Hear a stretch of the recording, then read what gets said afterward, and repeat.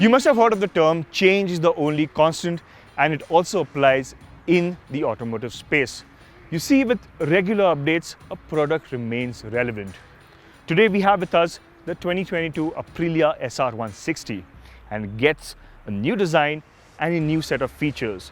Now this is the first time that this scooter has received such a significant update.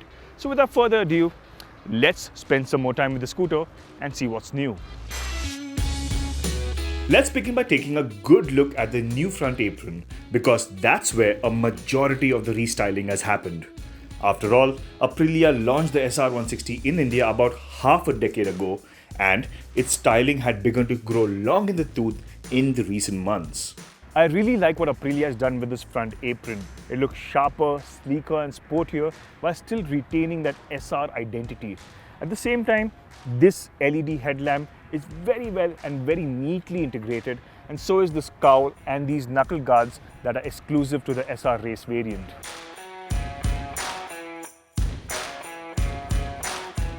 Among the colors that are available on the SR 160, I think this SR race variant looks particularly good because of the RSGP MotoGP bike inspired colors.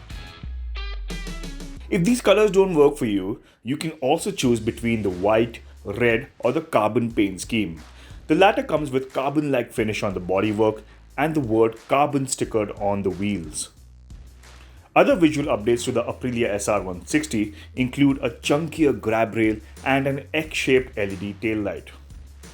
Overall, these small updates have managed to uplift the appearance of an already good-looking Italian scooter.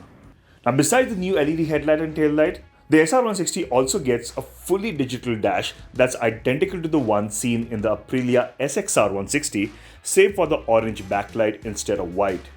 The information displayed is comprehensive and includes battery voltage, average speed and fuel consumption data.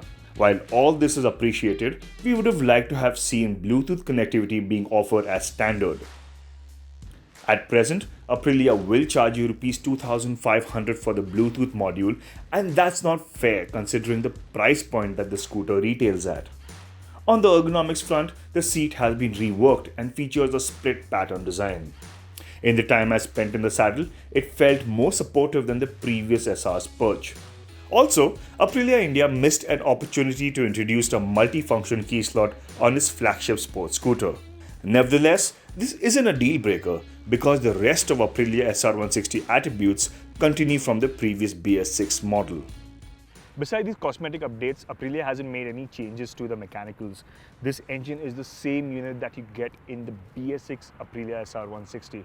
It is in the same state of tune, the only difference being the race variant gets a slightly different gearing for the CVT that helps in slightly faster acceleration than the other SR 160 variants.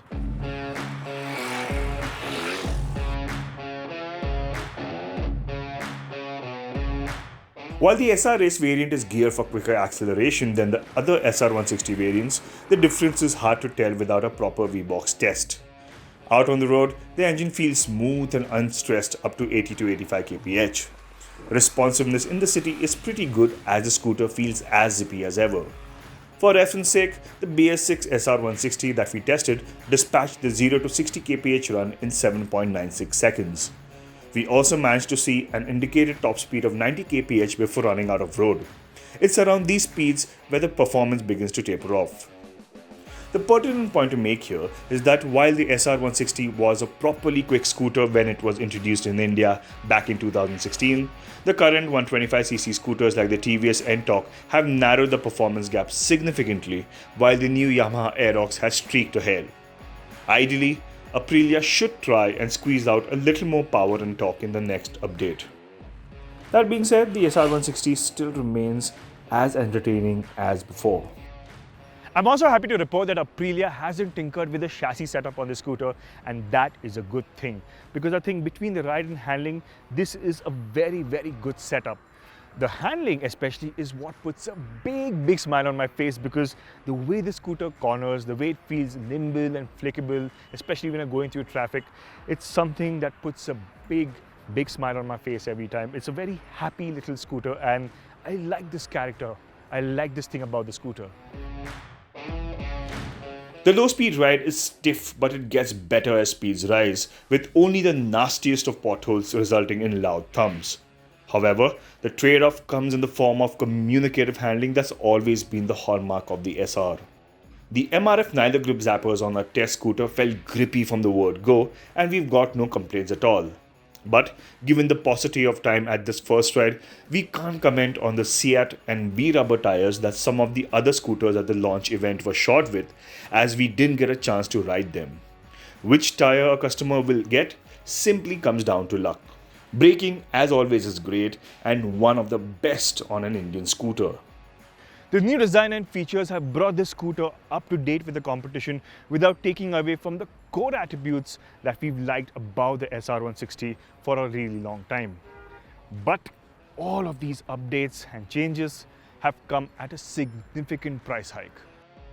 Prices of the 2022 SR160 have gone up by approximately Rs 12,000, and that pushes the SR160 closer to its bigger and more comfortable maxi scooter style sibling, the SXR160. Crucially, the SR160 Race Edition at Rs 1.27 lakh sits tantalizingly close to the Yamaha Aerox 155 that's priced at Rs 1.29 lakh. The Yamaha is more powerful and feature loaded while bringing a new flavor of sporty scooter to the market. But that doesn't automatically mean that it's a better scooter than the Aprilia SR160, and we'll settle the debate after a comparison test. For now, the SR160 presents itself as a genuinely good, easy-to-ride sports scooter with a lovely Italian design. Now that's quite a combination, no?